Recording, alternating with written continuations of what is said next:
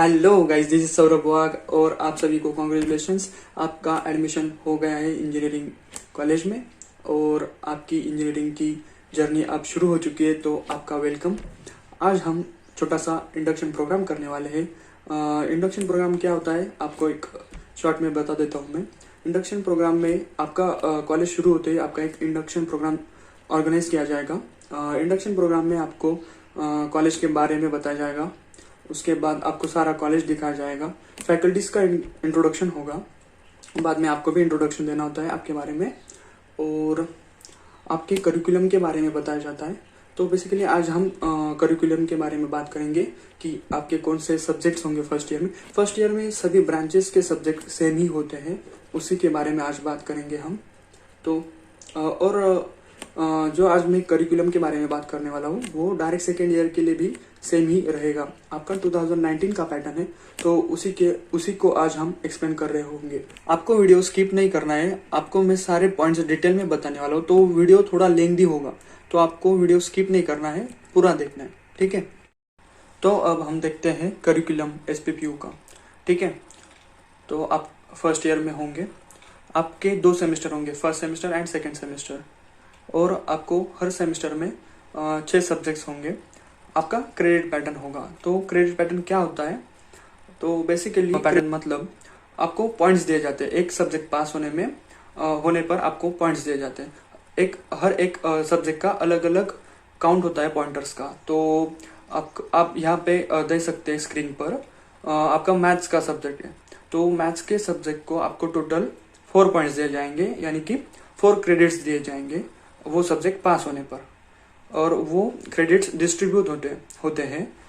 Theory को 3 credits होंगे और ट्यूटोरियल को 1 क्रेडिट।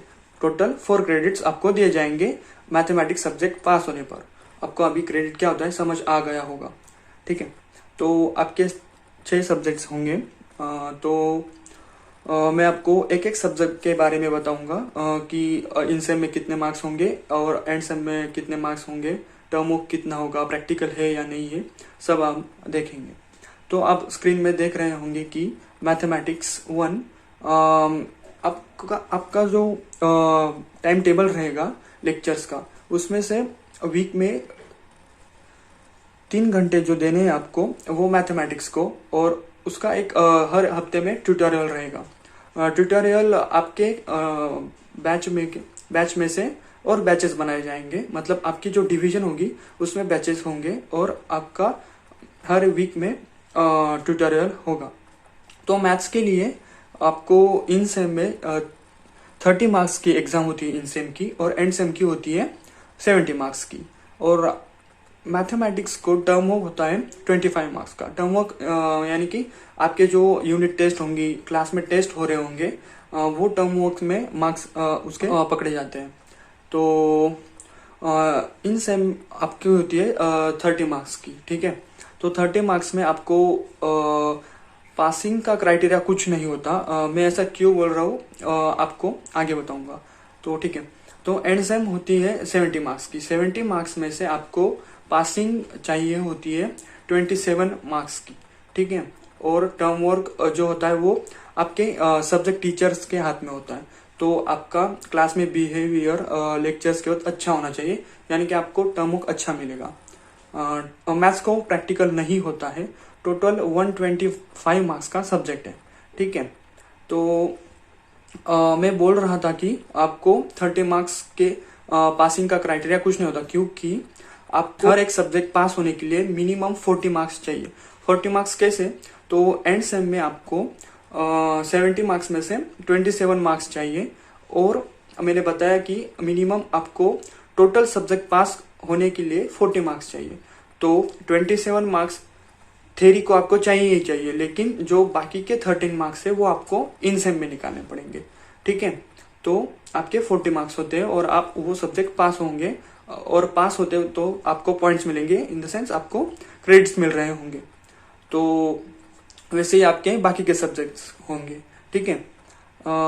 आपको समझ आ गया होगा। अगर नहीं समझता है तो मैं आगे के सब्जेक्ट्स में बताता हूँ, ठीक है। तो फिजिक्स और केमिस्ट्री आपको दोनों सब्जेक्ट एक ही सेम में नहीं होंगे। आपके अगर 2 डिवीजन है कॉलेज में, तो फर्स्ट डिवीजन को फिजिक्स फर्स्ट सेम में होगा और सेकेंड डिवीजन को केमिस्ट्री फर्स्ट सेम में होगा। यानी कि आपकी अगर डिवीजन 1 है तो फिजिक्स आपको फर्स्ट सेम में होगा और केमिस्ट्री आपको सेकेंड सेम में होगा। ठीक है, तो उसके भी हम ये नहीं देखते कि कितने हावर्स का लेक्चर होगा, वो कुछ हम सिर्फ देखते हैं कि इन सेम और एंड सेम कितने मार्क्स की होगी। ठीक है, तो केमिस्ट्री और फिजिक्स के लिए भी आपको इन सेम होगी 30 मार्क्स की और एंड सेम होगी 70 मार्क्स की। उसके लिए भी वही क्राइटेरिया कि आपको पास होने के लिए 40 मार्क्स चाहिए। 40 मार्क्स 27 मार्क्स चाहिए आपको इन एंड सेम में, मिनिमम 27 मार्क्स पासिंग के लिए चाहिए आपको एंड सेम में। ठीक है, और इन सेम का क्राइटेरिया कुछ नहीं होता, आपको 40 मार्क्स चाहिए, आप 30 मार्क्स में से 30 मार्क्स निकाल लो और 70 मार्क्स में से आपको 27 भी मिले तब भी चलेगा। अगर आपको यहाँ पे इन सेम में 0 मार्क्स मिलते हैं और एंड सेम में आप 40 मार्क्स गेन कर लेते हो तो आपको यहाँ पे 0 मार्क्स मिले, उसका कोई मतलब फर्क नहीं पड़ेगा इतना। ठीक है, तो मैं आपको ज्यादा कंफ्यूज नहीं करता उसके बारे में, आपको समझ आ ही गया होगा कि एक सब्जेक्ट पास होने के लिए आपको 40 मार्क्स चाहिए और मिनिमम एंड सेम में 27 होने ही चाहिए। बाकी के जो 13 मार्क्स हैं वो आप इन सेम में से ले सकते हो। ठीक है, तो इसके भी जो क्रेडिट्स है वो 5 क्रेडिट्स है।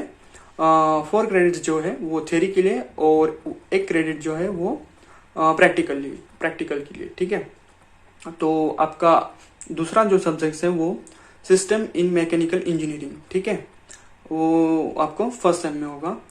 आगे का बेसिक इलेक्ट्रिकल इंजीनियरिंग और बेसिक इलेक्ट्रॉनिक इंजीनियरिंग, इसका भी वैसा ही होगा।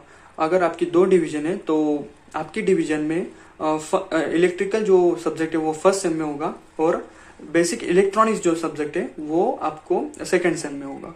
ठीक है, इसके जो क्रेडिट्स है वो 4 क्रेडिट्स है। ठीक है, तो आगे का सब्जेक्ट जो है प्रोग्रामिंग एंड प्रॉब्लम सॉल्विंग और इंजीनियरिंग मैकेनिक्स, ये 2 सब्जेक्ट्स हैं।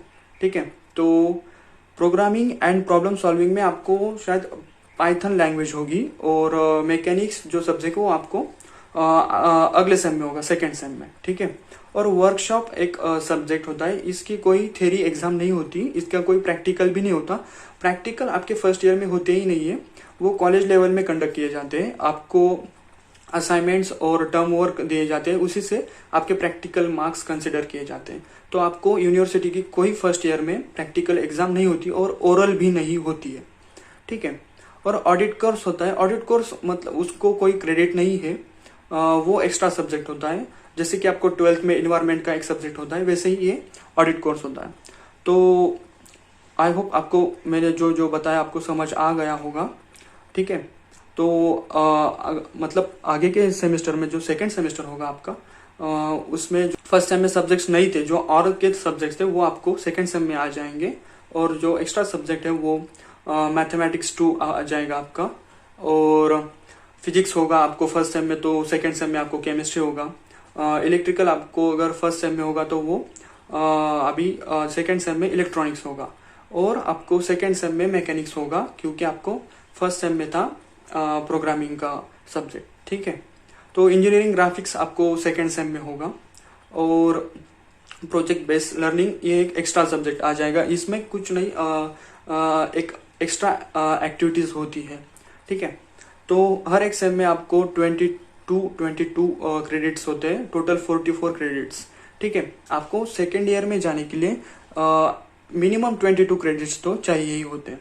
ठीक है, और फर्स्ट ईयर को तो सभी ब्रांचेस के लिए सेम ही सब्जेक्ट्स होते हैं, इसलिए आप सभी को सेम ही होगा फर्स्ट ईयर। ठीक है, और जो मैंने ये 19 पैटर्न जो आपको स्ट्रक्चर बताया वो डायरेक्ट सेकेंड ईयर के लिए भी सेम ही होगा, तो वैसे कोई दिक्कत तो नहीं है। आपको अगर कुछ कंफ्यूजन लग रहा होगा जो मैंने बताया, आप कमेंट सेक्शन में मुझे बता सकते हैं, मैं आपको क्लियर कर दूंगा। तो आज के लिए इतना ही। ठीक है, enjoy your college journey, and आपको अगर इन्फॉर्मेशन सही लगी हो तो लाइक कीजिए और सब्सक्राइब कीजिए, आपके दोस्तों के साथ भी शेयर कीजिए ये वीडियो, और थैंक यू फॉर वॉचिंग।